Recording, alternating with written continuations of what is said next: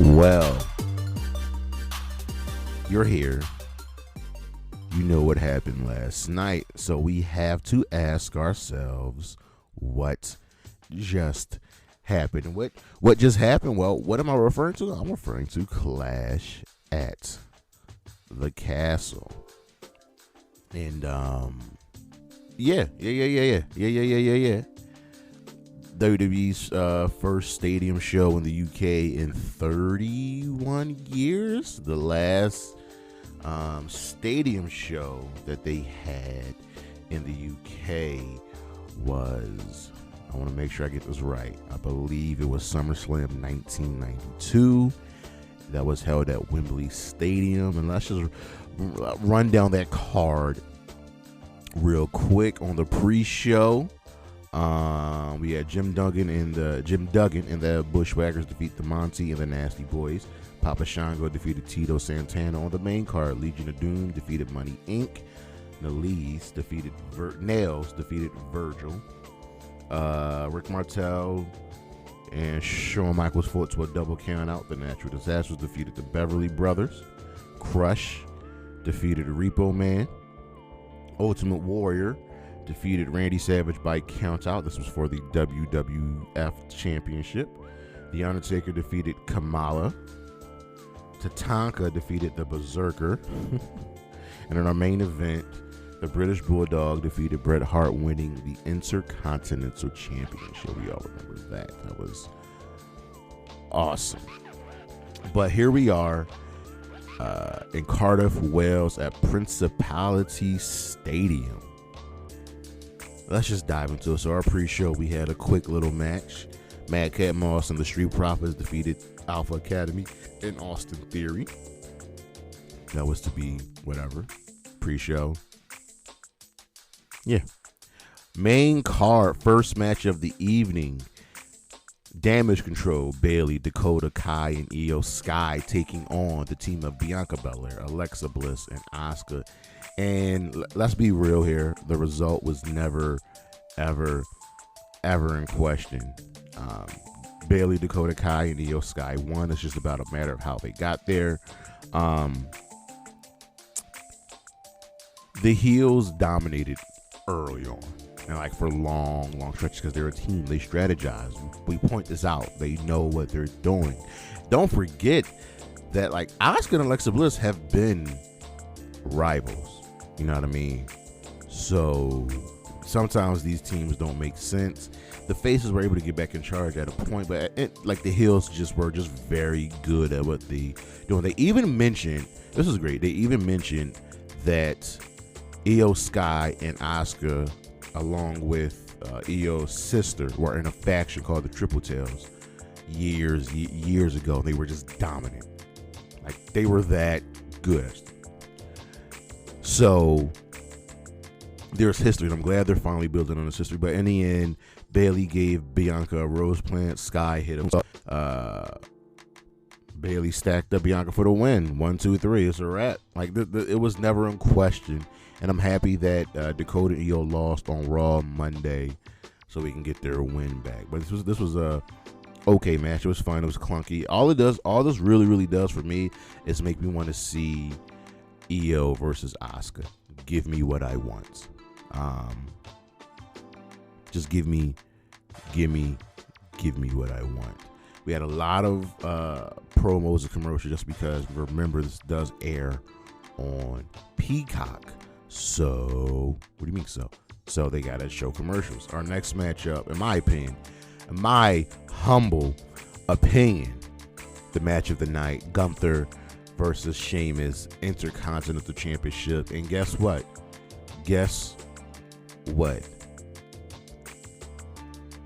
Imperium was back for one night. Giovanni was there with Ludwig Kaiser and Gunther,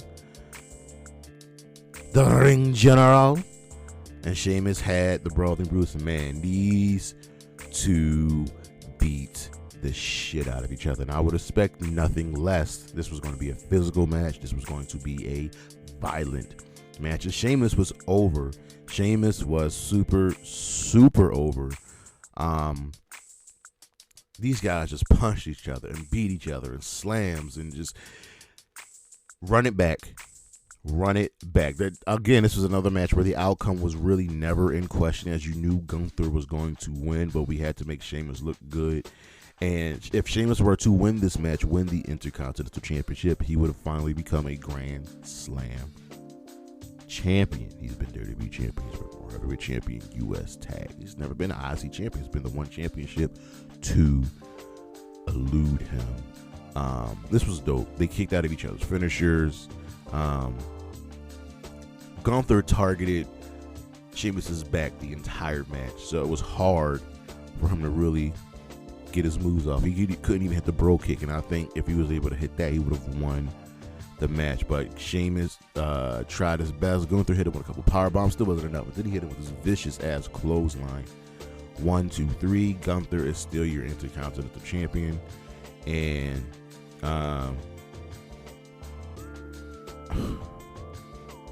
the fans were hurt because they were really, really pulling for Sheamus. This was the match of the night for me. Run it back with the salty runbacks. I want this match. Like, most of this match was just chops and forearms, but it was brutal. It was so good. Our third match was the SmackDown Women's Championship. Liv Morgan defending against Shayna Baszler. And I'll tell you what this match did. That even though Liv Morgan won and she shouldn't have had no shot, they used this match to make Liv credible. They used this match to make Liv look smart, look like she belongs at the top, and you can do a lot worse than having a good hand like Shayna Baszler help guide her. This was early on. Like, Liv has been working hard for many years, and we've seen it in her growth. And this was like any other Shayna Baszler match. She was methodical. She was targeting Liv's arm, and Liv was able to pop out a couple of submissions. They noted that she was training with Riddle to get out of the cure for the clutch. And this was good. This match didn't overstay its welcome. It went 11 minutes. Liv even hit a top rope sunset bomb, and when she got the 2 count, Baszler just shifted her right into the cure for the clutch, but she was still in an arm injury and couldn't fully apply. Liv was smart. Liv rolled to the bottom rope, side swept the knee, hit the code breaker, hit the oblivion, 1, 2, 3. Liv got a really nice reception. She did her job, and she looks like a credible champion now. She got through Ronda. She's gotten through Shayna. Who is next? They showed Brett in the crowd. They showed Miss Linda and Adrian Street in the crowd. Legends. Next up, Edge and Rey Mysterio versus Finn Balor and Damian Priest of the Judgment Day. And this was fun. Edge came out wearing a mask to support his boys, support Rey and Dom. And even though we've seen this match so many times, variations of this match, I want this feud to be done. But what we were really trying to get to was we wanted to get to the ending. We wanted to get to the ending. So after just I'd like a nice little back and forth affair,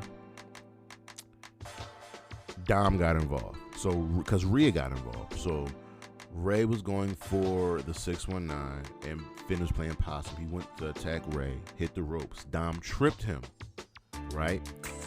Rey gave Balor a 619 and the recoil knocked Finn back and took a spear. 1, 2, 3, Edge and Rey win. The last couple of minutes were really exciting, and the ending. So they're celebrating. Edge and Rey are celebrating. Dom was watching, and it felt like awkward. He was like not involved in the celebration because he helped them win. He wanted to be more involved. He wanted to be appreciated for the help that he gave his father and Edge, and you knew the resentment was boiling, just boiling over. Dom didn't seem happy at all. He didn't kick Rey in the nuts, like square in the nuts, And the fans were shocked. It was coming. We knew it was coming. And Ray was pleading with Dom, like, yo, calm down. Like what's going on? And then Dom just clotheslined the shit out of his pops. And Michael Cole was like, damn it, kid, what are you doing? Dom stood on the apron, soaked in the booze. The Judgment Day were laughing. And Mark Cam fans in the audience just shocked. Very, very shocked. And Ray was asking, Edge, hey, I had nothing to do with this. We gonna figure this out. But there it is. Question is, where does Dom go? Does he join the Judgment Day? Does Rhea have a hold on him? This is going to be very, very interesting. So I'm very, very interested to see where they go with Dom. Do they put the mask on him? You know what I mean? It's going to be really, really it's going to be really interesting what they do with him. Next up, a match that had some heat behind it. You know what I mean? Seth Rollins, Matt Riddle. This was another solid match. It almost tops Gunther and Sheamus for me, but these two dudes did with their best. I think they're incapable of having a bad match, and they really, really put their best foot forward. There was a lot of counters, and even some technical wrestling. Seth is the architect. What he did was he targeted Riddle's back, got into his head, and did everything he could to throw Riddle off of his game, and it actually worked. By the time we get to the end of the match, fans are chatting, this is awesome, right? So Riddle is making a comeback. He kips up, punches Seth, and Seth punched him and went for a stomp. Riddle stopped that. Seth flipped out, hit a pedigree for a very, very 2.99999 counts. It was good. So Riddle went for a chair shot. Didn't work. And by the time when he got back into the ring,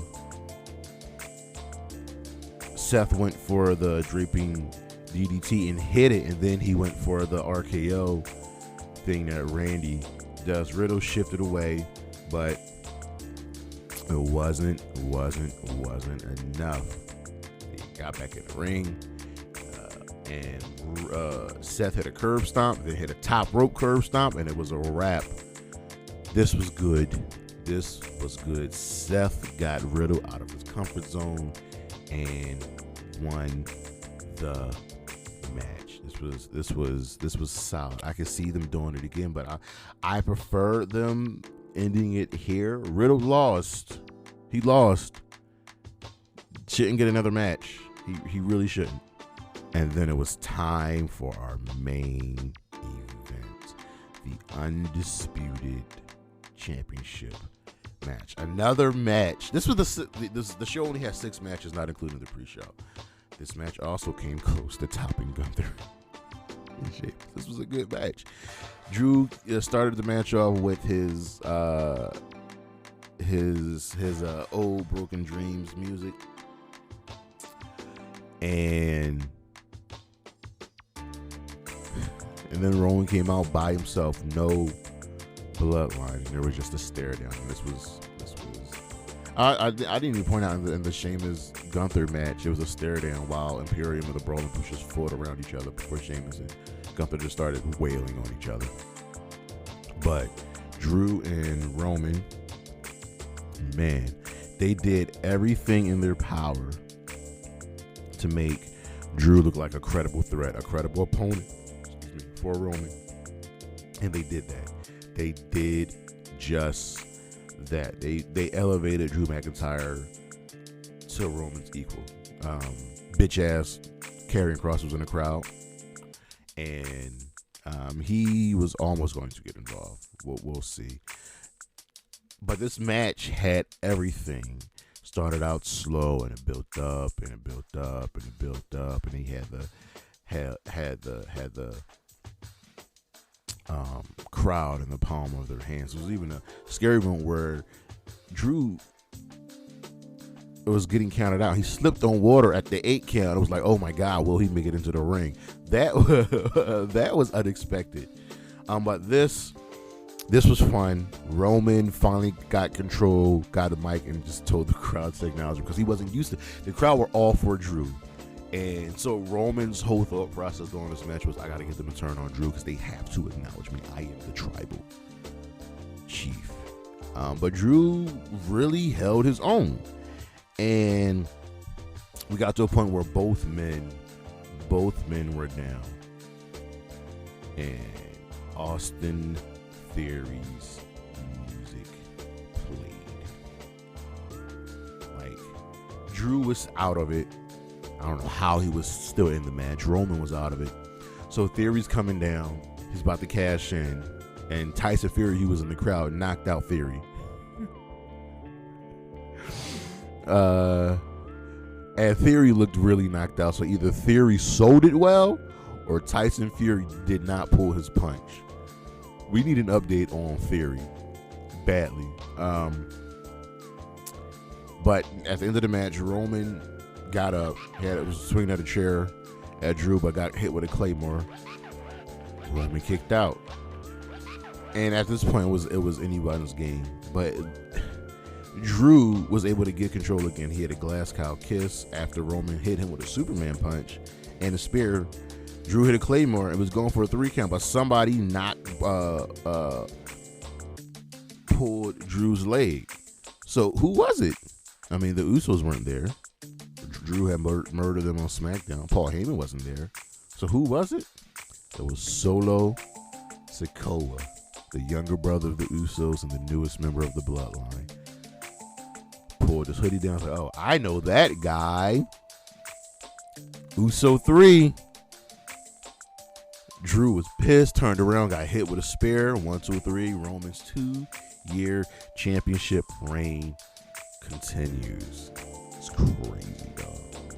Fucking crazy. It was a great match. This was a really good show. Roman is champion. So now it's like, who's going to beat Roman for the championship? And he's had opponents where they should have won. Daniel Bryan, Edge, Cesaro, Drew McIntyre. Fucking Kevin Owens should be champion right now. Like right now, Kevin Owens should be champion. I don't know what they're going to do. Like, does Roman hold the championship all the way up until WrestleMania and take on The Rock? Like, what's going on? Bloodline looks stronger than ever, man. So yeah, Roman wins, walks to the back with Solo, and in the ring we still have Tyson Fury and Drew, and they just kind of send the crowd home happy, have a sing along, just to get the crowd going, leave them with a happy experience and on a happy note. But this was fun, man. This was fucking fun. This was a good pay-per-view, even though it had 6 matches. I would have liked more. There were some big names not on this show. No Miz, no AJ, no Lashley. Obviously, New Day and Raiders had their match, but we could have gotten maybe some more names on here. I would have loved to see maybe the women's tag team champions defend their belts in like an open challenge or something. I would have loved to see Piper Niven here, but she's got to wrestle and Worlds Collide later today. So, but this was a solid show. We need more shows outside of the United States, big shows. That goes for WWE, AEW, Ring of Honor, Impact. Just get out more, and you'll have a great experience. But this was a solid show. I'm going to give it a B+. I just wanted a little bit more from it, but it had really good matches all around. Nothing was overtly bad, but this was a solid show. So that is what just happened. All right, come back this Saturday. Actually, no, come back later today for what just happened. No, come back tomorrow for what just happened of All Out, as that is later today, and then come back this Saturday for the next episode of the High Risk Wrestling Podcast as we take a look at NXT 2.0. So far, I am your host, Jeremy Pierce. Peace.